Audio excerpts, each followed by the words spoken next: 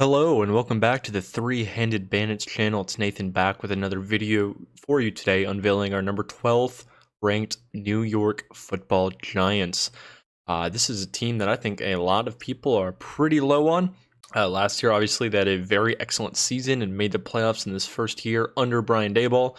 To many people's surprise, and I think they are in a good position to repeat some of that success. Now, before I get into their offseason, I talk about their coaching and their roster. Please like and subscribe and stick around for the rest of the top 10 coming to you very soon. So obviously, like I said, this is a team that I do think I'm a little bit higher on than a lot of people. And a lot of that is going to be due to the coaching that I think last year really helped overperform with what was a poor roster for much of the year last year. Let's go and talk about their offseason, kind of see where they improved. And I think this team had a very decent offseason. On the offensive side, they threw a lot of darts at the wide receiver position, such as Cole Beasley and Jameson Crowder. Neither of those made the team, but they bring in Eric Gray to kind of give another running back option. They bring in Darren Waller, who's a plus tight end if and when he's out there. Then Paris Campbell and Jalen Hyatt bringing in some speed and some more explosivity on the offensive skill positions. And then their losses, like they're losing Tanner Hudson, who is a second, third tight end. Richie James, who's actually pretty solid for this team, but still just a low-end starter. Kenny Golladay, who got a bag here and just completely forgot how to play football. And Marcus Johnson. So, I mean, for the skill makers, they're not really losing much. And then on the offensive line, they steal John Michael Schmitz to kind of help a unit that was somewhat poor at times last year.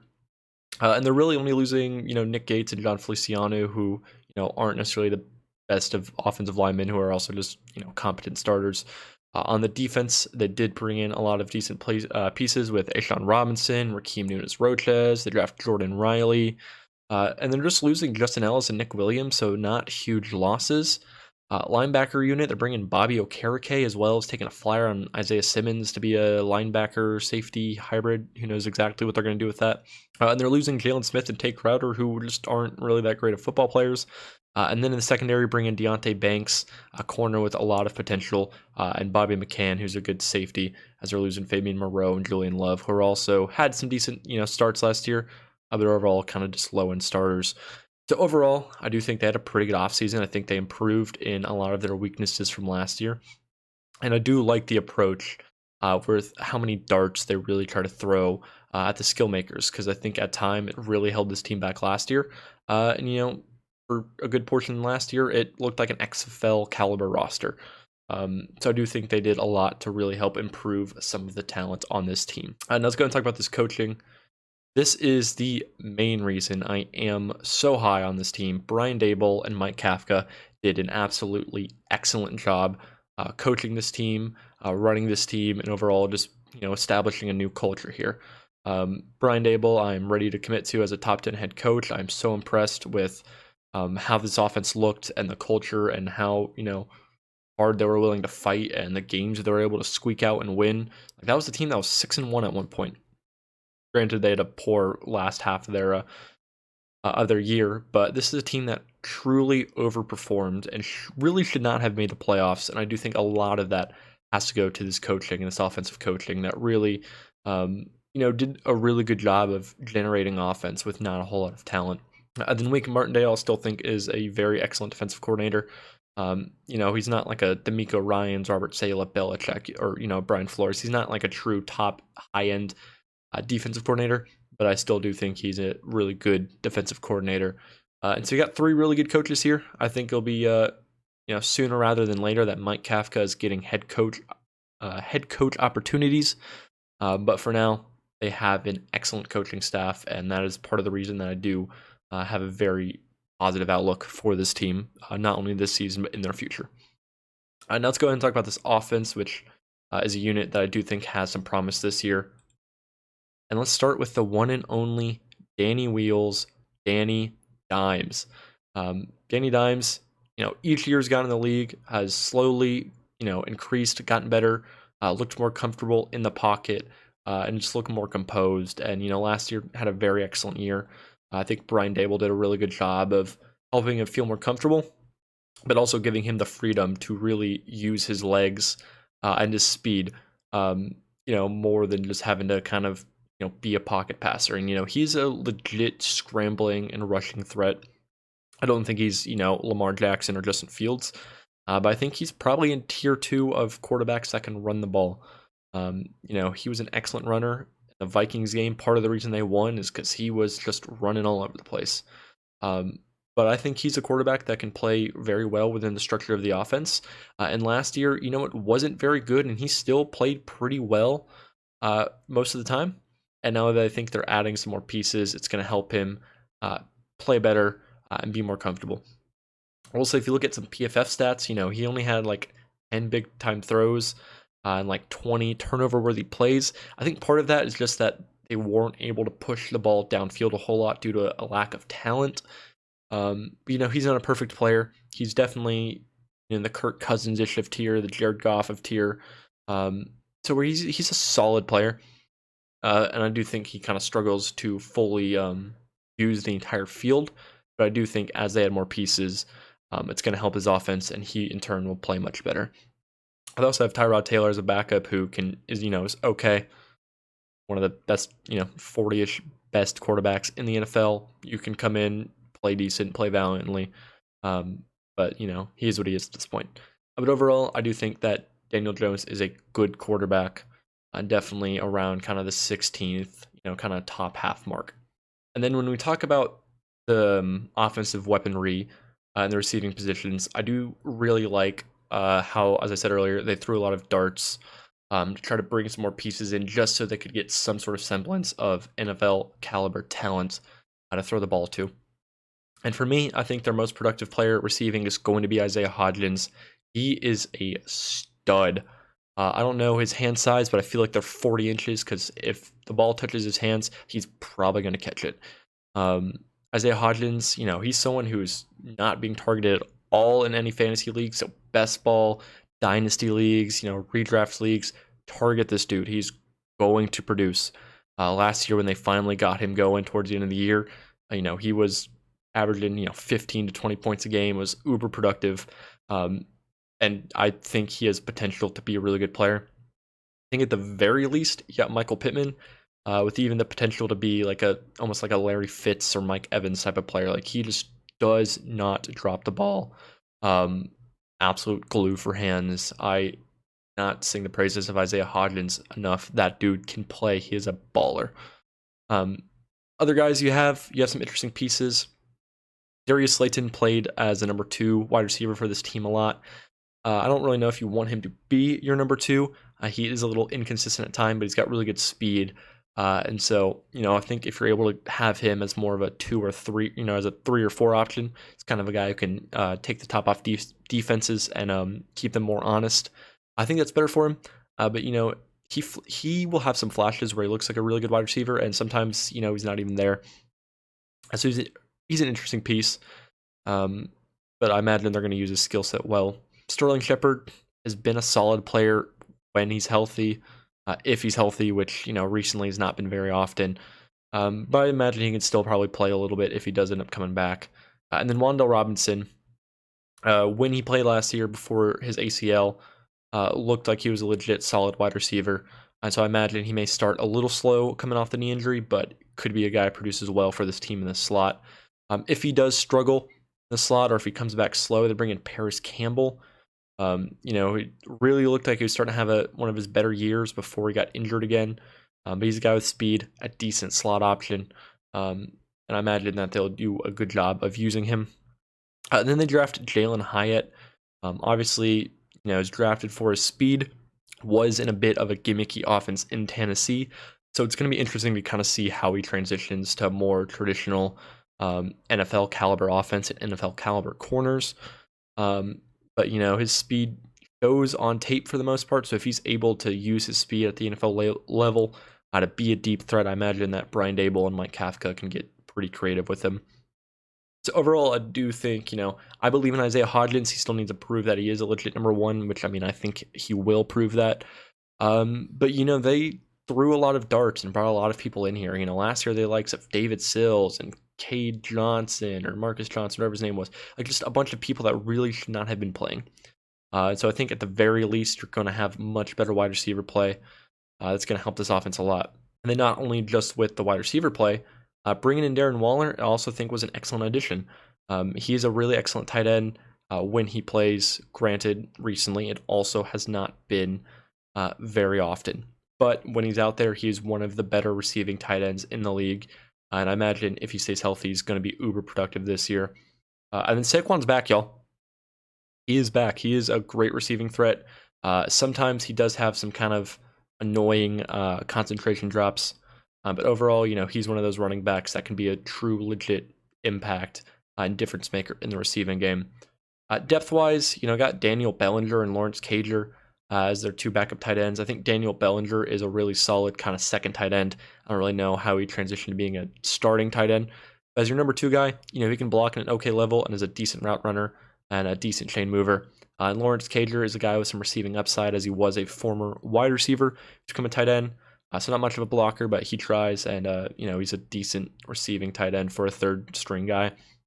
Then Matt Breida and Eric Gray seem like they'll probably be Eric Gray seems like he'll be fine, and Matt Breida has been a solid little gadget piece for Brian Dable going back to Buffalo. But overall, I do think that this receiving weaponry is going to be really good. Part of the reason I think I am higher on this team is also just because of how I rate Isaiah Hodgins. That dude is legit. I think he can play. And I think, fantasy, they always say you want to be a year early, not a year late. Get Isaiah Hodgins now. Be a year early. I think he's going to produce very, very well. And now let's talk about the running backs. It's Saquon Barkley's backfield. He is a legit superstar running back. He's one of the best running backs in the league. I do think sometimes he does display some poorer vision than some of the likes of, Nick Chubb and McCaffrey and Derrick Henry. But, he's got some powerful legs. He can break tackles. For how powerful he can run, he can also hit, some crazy spin moves and be insanely shifty and elusive. So, he's definitely one of the top 4 or 5 best running backs in the league. But as I said, I think his vision does hold him back from being, the number one guy. But, he's a threat in the receiving game and as a runner and is an overall really good player. And then they got Eric Gray and Matt Breida here, who are both, okay players. I think they'll both be okay. I don't know how much of the field Eric Gray will end up seeing. Matt Breida is very decent. He's got a lot of speed, so when he's out there, he could be a home run threat. So overall, pretty good running back room. If you have Saquon Barkley, he's a guy that struggled with injuries, but you're injury prone until you're not. If he keeps staying healthy, he'll keep producing. The only real qualms I have about this team is going to be on this offensive line. Andrew Thomas, though, no issues about him. He is fully developed into an elite tackle. Great athleticism, absolutely rock, and Daniel Jones blindside. So he's a really good tackle. The other guys, we'll talk about John Michael Schmitz next. I imagine he'll be pretty solid. He displayed in Minnesota that he's technically well refined. He's got good athleticism, good strength. And so I imagine he's going to come in right away and be a solid starting center. I don't know if he fully has the athletic tools to come in and, do what Creed Humphrey did or anything like that. But as a 24-year-old rookie, he's smart, pretty good technically, so I imagine he's going to come in and just be a good starting center right away. I'm not too worried about him as long as his play strength can transition over. Other 3 guys, though, we do have some questions about. We'll start with Evan Neal. Obviously, coming out, he was a left tackle from Alabama, and they throw him over on the right side, and he struggled mightily. It's not Madden. You can't just easily just switch from left to right. You have to completely rework kind of your muscle memory and how your body moves. And he struggled. He struggled a lot last year, especially in pass pro. Sometimes he was a turnstile. Hopefully another year learning the position, getting comfortable with the position. He'll be able to show more of what he did at Alabama. Andrew Thomas also started a little bit slow as a rookie, so, Evan Neal still does have some upside to be a solid tackle. And then the other 2 guys, Mark Lewinsky is just a very low-end, decent starter. He's a good run blocker, an okay pass protector. He's a very serviceable offensive lineman. In the other left guard spot, they got Ben Bredesen and Joshua Izwedu. Currently, Ben Bredeson is the starter, but I would not be surprised if sooner than later Azevedo is out there, whether that's for Bredeson or Golinski, we will see. But Bredeson's a very low-end caliber. He might be one of the 32nd, left guard in the league. He's okay. Big Ten offensive lineman, is technically refined. He's got decent enough strength. He's an okay player and not a complete liability out there. But Joshua Azevedo does have the potential to be a little bit more of a higher upside player, to be a better player. They also have Matt Pert as some depth here. Solid tackle coming out, I want to say out of UConn. Hasn't really gotten a chance to play, but maybe if there's an injury or Evan Neal really can't hang, he could come in and be serviceable at the very least. The interior depth, besides Azevedo, is not anything spectacular. But overall, I do think that you have at least 3 good offensive linemen, one that's serviceable and one that has a lot of upside. So this could end up being a really good unit, or it could be a unit that does hold this team back. While I did say earlier that Daniel Jones' composure and pocket presence has gotten a little bit better, and he is able to make a little bit more plays and be more dynamic playmaker, there is sometimes where he is still oblivious to the rush and can be fumble and turnover prone. So if this unit does struggle, I think Daniel Jones will be a little bit turnover prone. I think it might end up being a matchup kind of dependent thing.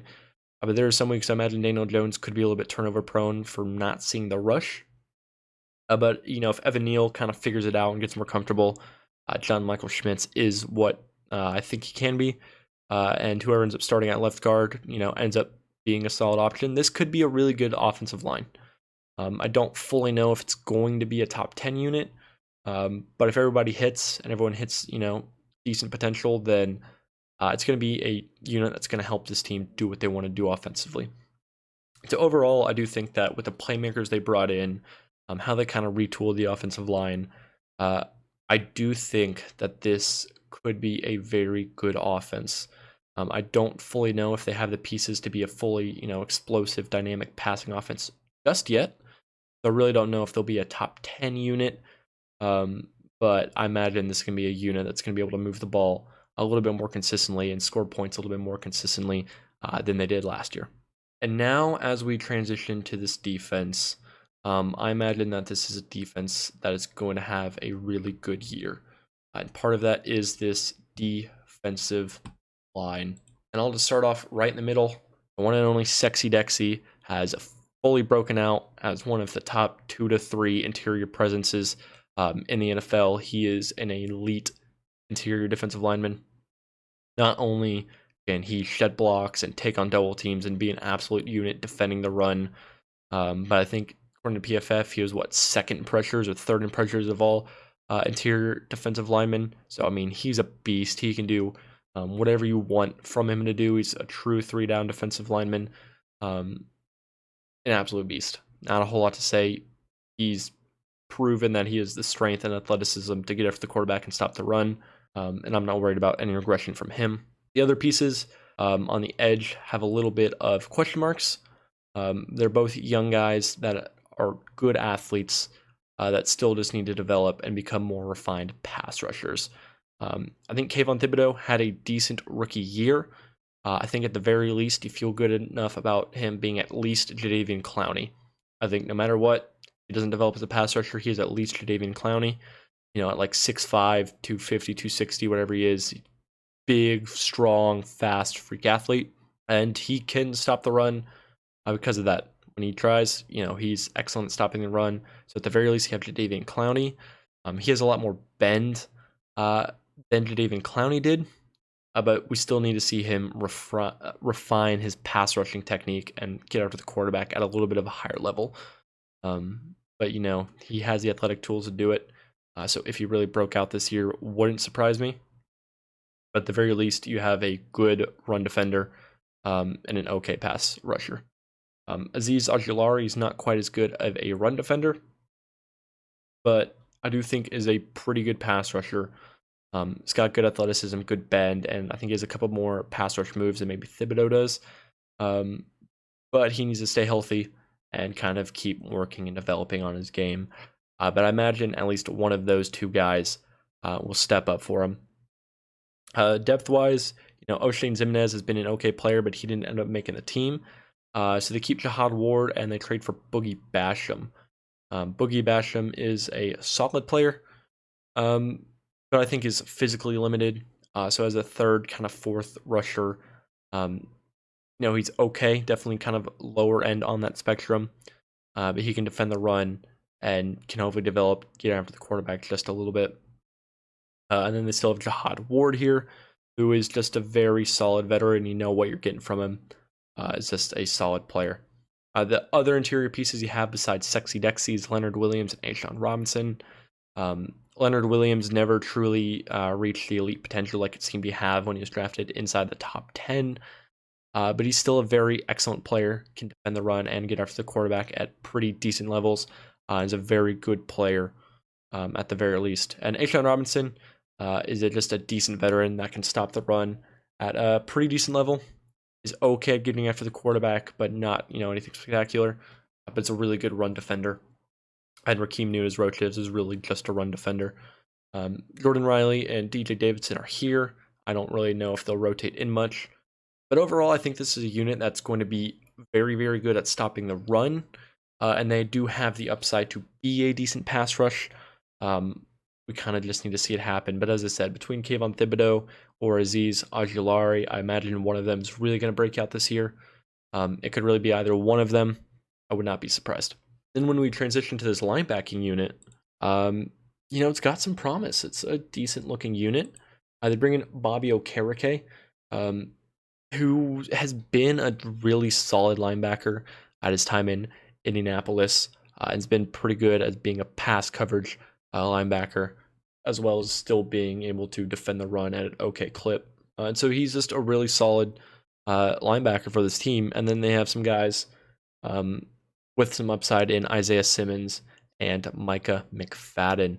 Micah McFadden played for this team last year and was okay, had some splash plays, but still has some growing and developing to do, and learning the position and being a better coverage player. He was not a very good coverage player last year, but he seems like he's a guy that still has some room to develop. And then Isaiah Simmons is an interesting conversation. So when he was drafted, he was very similar to like Jeremiah Owusu-Koramoah, as this guy who's somewhat positionless. Like, he's obviously, I think he's 6'4", 220, 230. So he's this weird freak athlete where he's, some sort of hybrid between safety and slot corner and almost outside corner at points and linebacker. And so when he got to Arizona, I think they were kind of lazy and just forced him inside at linebacker. And I just don't think he fully got the position and wasn't the best run defender. And, he's a taller dude, but he's not, the biggest dude. He's not like some 6'5", 250-pound thumper. And so he never fully developed as a good run defender. So obviously they flirted around with trading or flipping him to safety, but then they traded him. So it's going to be interesting to see what Wink Martindale does here. Currently on Our Lads, he's listed as a backup weak side linebacker. So, maybe he'll kind of be a weird kind of safety hybrid slot corner. Guy who can kind of do a little bit of everything. I think what Nick Saban or someone like that calls kind of the star. Like, he can kind of just bounce around, use athletic tools, and be a solid coverage player. It's going to be interesting to see if he does that or if they just leave him at linebacker and stay lazy. But overall, I do think he's a guy that still has potential. Hopefully, there's just, smart defensive coordinator that gets that out of him. But overall, it's going to be a much better unit than last year. Tay Crowder and Jalen Smith just aren't very good players. And so Bobby Okereke raises a floor, and Isaiah Simmons and Micah McFadden do have some pretty decent upside. The only spot that I'm really worried about on this defense is the secondary. And so we're going to start off with Adoree Jackson, who is the most proven piece. Played really well last year. He's still an excellent corner. Can make some splash plays in man coverage and not be a liability in zone. Not an amazing run defender, but he is still a very excellent corner. And right now, it looks like they're going to have him as their slot corner. But, I think he'll be able to step outside and play if Trey Hawkins or Darnay Holmes or Cordell Flott don't really work out. We feel pretty good about him. At the very least, he's a safe, solid corner. They spend their first-round pick on Deontay Banks, who is one of the smartest zone corners that has been drafted in recent years. And he's a guy with insane speed and, really good, build and proportions to be a good man corner, but just doesn't have the most natural instincts in man coverage, especially with getting his head around for the ball and making plays on the ball while it is in the air. But maybe with some coaching, they can kind of get that out of him. So at the very least, he'll be a smart zone corner and very active, and hopefully he can, become a legit solid man corner, like he has the athleticism and potential to do. So I think he'll come in and at the very least have a safe floor with the potential to really be a star cornerback. And then they also draft Trey Hawkins, who won the camp battle to be their starting outside corner on the other side. So yeah, so since Trey Hawkins did win out, I mean, he's a guy that's coming from a smaller school and, does have decent athletic potential. He's 6'2", 190, so he's a little bit of a lankier corner. Has got good speed. So if he won the starting job, that means either the other two guys were that bad, or maybe he can play a little bit. He is a 6th round or something rookie, so no guarantee that he's going to be great. But he does have decent athletic upside to be a solid corner. And the depth, Darnay Holmes, every now and then would make a splash play, but also was a liability at times. And then Cordell Flott, same thing with him. So overall, I do think you have 2 solid corners, and whoever ends up being on the field on that other spot could be a little bit of a liability, but at least they do have somebody with upside in Trey Hawkins.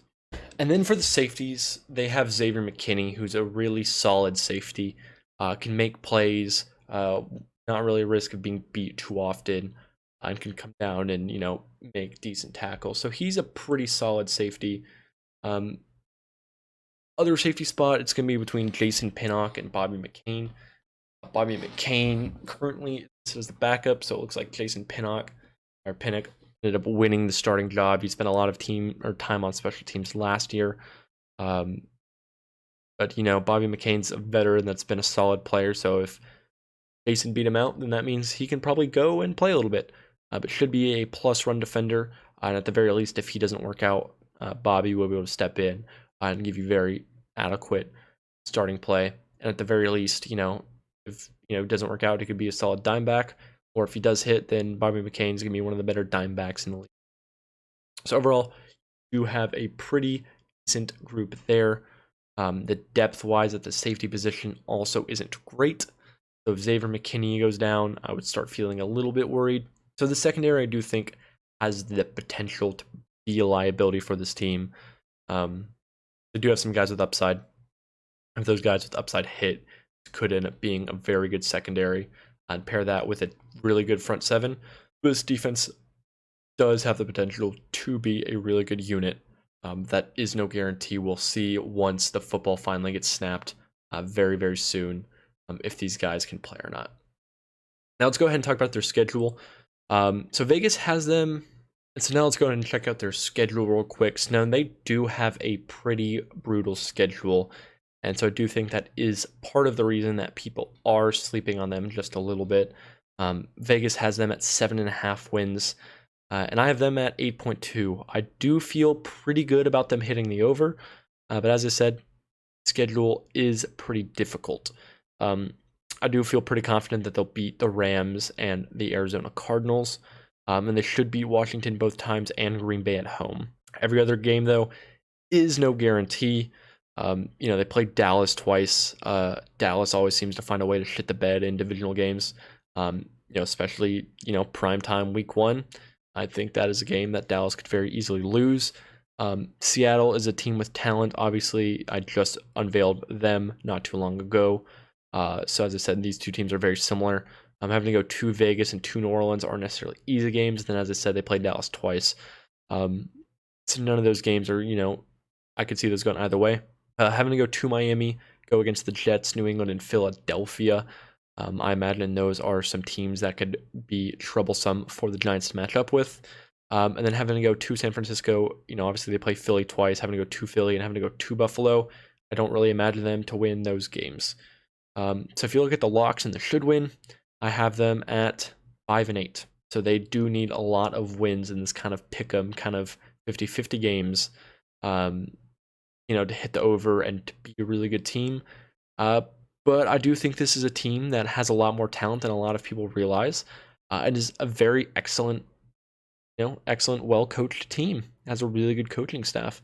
So I do think they'll find a way to win at least, kind of half of those games in the pick'em tier, to at least hit 8 wins. Now, are they going to make the playoffs?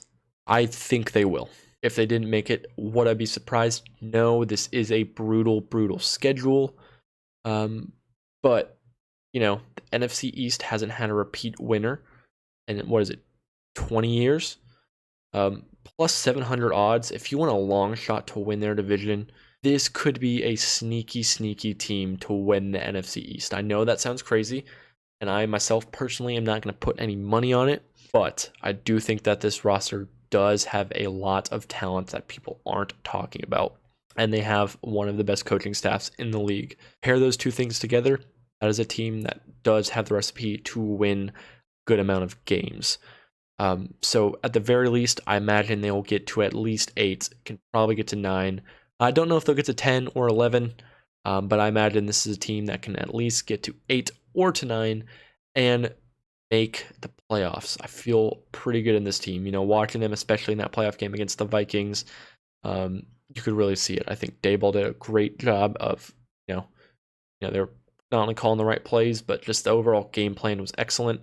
And Daniel Jones really stepped up in his first game that really, really mattered. But overall, I do think that this Giants team is capable of making the playoffs. If they didn't, wouldn't be the biggest surprise, but I do have faith in Big Blue, Brian Daboll, and Danny Dimes, aka Danny Wheels. So now let's go ahead and kind of recap everything, and then we will get you out of here. So as I said, I think they have a great coach in Brian Daboll, and overall with Mike Kafka and Wink Martindale have an excellent coaching staff. And I think Danny Dimes really starting to really hit his own and really getting his swagger back. And I really do like how this really started firing a bunch of darts at playmakers for this offense. However, the offensive line could hurt this team.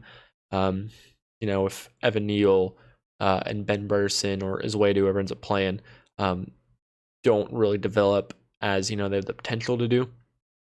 And I do think that this pass rush does need to come along just a little bit, but I think at the very least they are going to be an excellent run defense and be very hard to run against. But the secondary could be a weakness for this team. 2 rookie corners. Rookie corners recently have struggled, but also some have been really excellent, like Sauce Gardner and Tariq Woolen last year. So it's going to be interesting to kind of see how that ends up working out for them. And obviously, they do have a very, very difficult schedule. So, they have a lot of tough games. If they're not able to compete and, steal a couple of those, then there's going to be a team that misses the playoffs. However, as I said, I think it's a well-coached team, and I do think they're going to find a way to do it and make the playoffs. So overall, Giants fans, Cowboys fans, Eagles fans, NFC East fans, let me know what you think of my analysis. Let me know where I'm right, and let me know where I am wrong. But we'll be back with the next video very, very soon. So peace. Thank y'all for watching.